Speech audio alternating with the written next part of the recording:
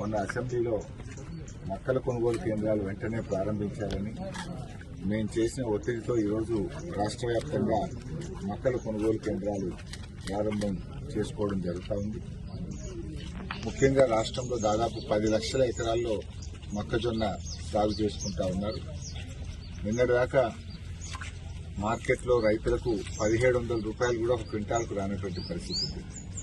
రైతులు బాగా నష్టపోతా ఉన్నారు. 2400 మద్దతు ధర ఉంటే 1600-1700కే మొక్కలు అమ్ముకుంటా ఉన్నారు. ఈ పరిస్థితుల్లో రైతులు నష్టపోవద్దు, వెంటనే కొనుగోలు కేంద్రాలు స్టార్ట్ చేయాలని మొన్న అసెంబ్లీలో గట్టిగా ఒత్తిడి చేయడం జరిగింది. ప్రభుత్వం దిగొచ్చి ఇలా రాష్ట్ర వ్యాప్తంగా కొనుగోలు కేంద్రాలు చేయడం జరిగింది. అయితే ఇప్పటికే కొంత ఒక 20-25% మొక్కలు వెళ్ళిపోయినాయి, దళారుల చేతిలోకి వెళ్ళిపోయినాయి. ముందే స్టార్ట్ చేసి ఉంటే రైతులందరికీ మేలు జరిగి ఉండేది.